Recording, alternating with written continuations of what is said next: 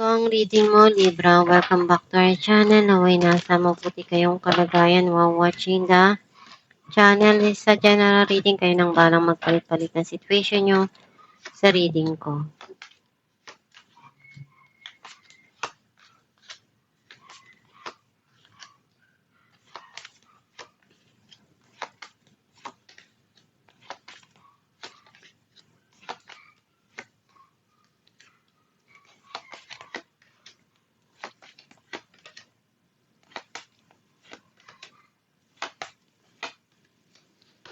At the bottom of the deck, Page of Cups.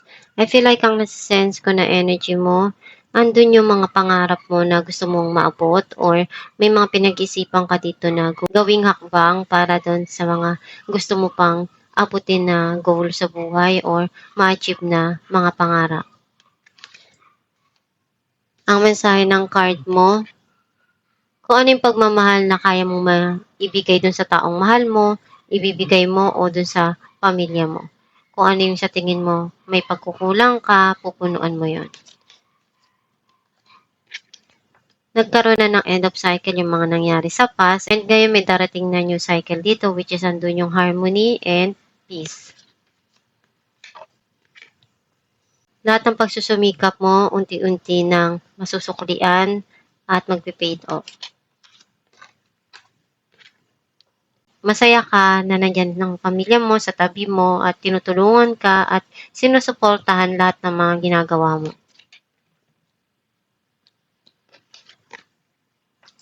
Marami ka pang pangarap na gusto mong maabot at umaasa ka na one day lahat ng mga pangarap mo sa buhay, makuha mo o ma-achieve mo.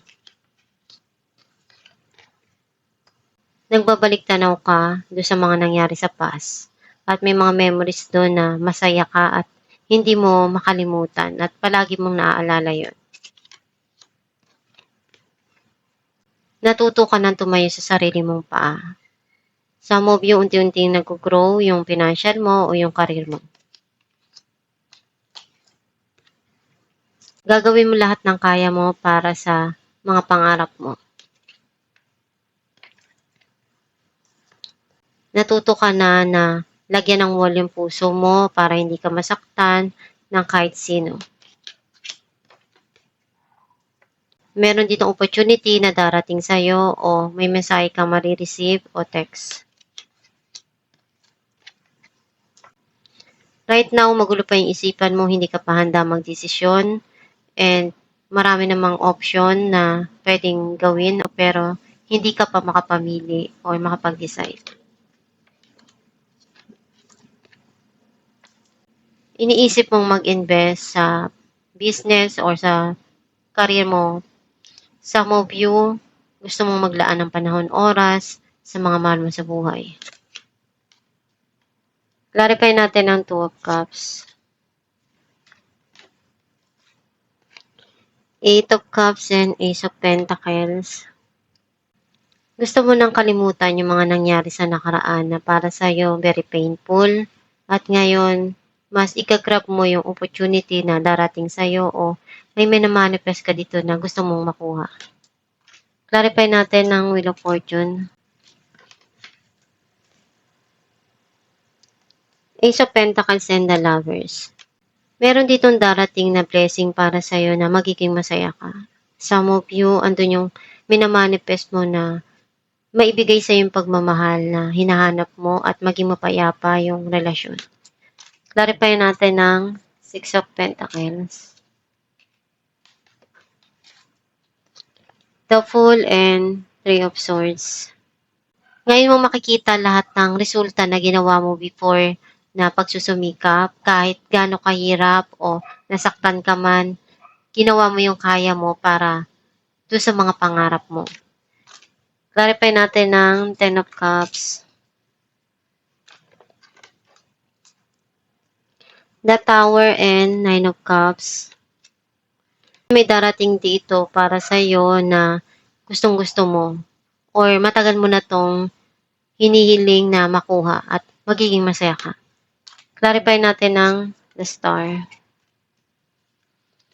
Queen of Cups and the Magician.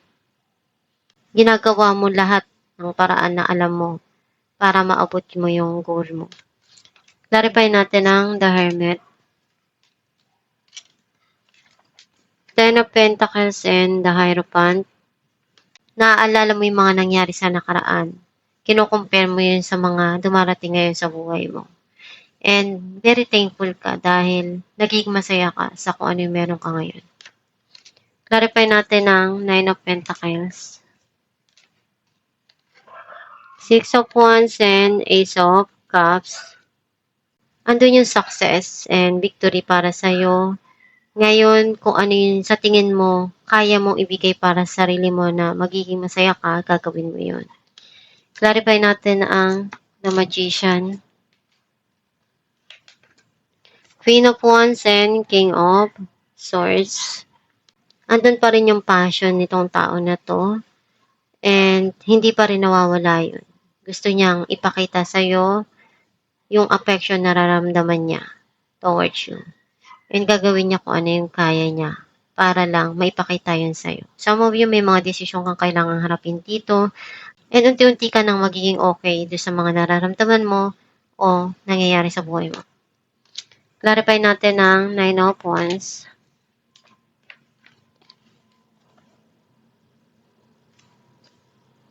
kung ano naranasan mong failure o heartbreak before, natapos na yun. Ngayon, may darating na pagsisimula sa buhay mo. Clarify natin ang Eight of Wands, Four of Cups, and Six of Swords. Unti-unti ka nang nag-heal at may darating na bagong offer dito sa iyo. Clarify natin ang Seven of Cups, the Moon, and Ace of Wands. Naguguluhan ka pa. Hindi mo pa alam kung ano yung desisyon na gagawin mo. And may gusto ka ditong simulan pero hindi mo alam kung paano mo sisimulan or gagawin. Clarify natin ang Queen of Pentacles, King of Wands, and Four of Cups. Gusto niyang mag-offer pero pinag-iisipan niya kung ano yung way na dapat niyang gawin. O gusto niyang mag-invest pero natatakot siya na baka mag-fail siya o andun yung regret nitong tao na to na hindi niya ginawa lahat ng kaya niya para maipadama sa'yo kung ano yung nararamdaman niya. Alamin natin kung ano mensahe para sa'yo.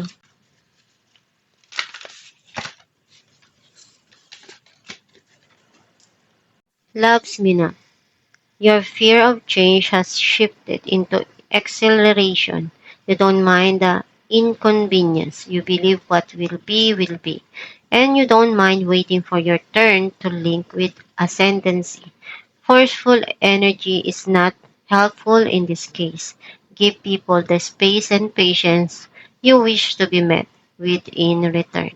Ang mensahe para sa'yo na kailangan mong habaan yung pasensya mo sa mga nangyayari sa buhay mo at sa mga dumarating sa buhay mo ngayon. Basta huwag kang matakot dun sa pagbabago na darating sa buhay mo. Gawin mo lang palagi kung ano yung kaya mo dun para ma-achieve mo na malagpasan yung mga nangyayari ngayon sa buhay mo o maabot yung mga pangarap mo. And maniwala ka sa kakayahan mo na maaabot mo yung mga pangarap mo. At samahan lang palagi ng pagsusumikap at pagdarasal para matulungan ka ng Diyos Ama sa mga dumarating sa buhay mo at sa mga pangarap mo. At itong yung reading Libra, kung nakaresonate ka, kindly comment down below. Thank you for watching. Guys, meron po tayong binibenta na Aram Herbal Oil na makakatulong sa sumasakit na ugat o kumakati na varicose vein sa kamay man o sa paa. Ipahid sa gabi bago matulog at i-massage. And nakakatulong din siya na mag-fade ang iyong varicose vein. Ipahid 2 times a day at i-massage araw-araw.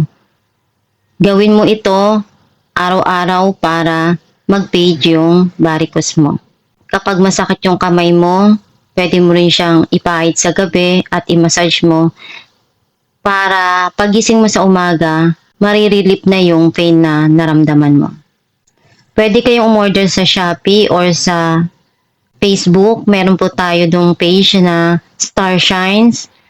I-message nyo lang yon or mag-check out kayo sa Shopee.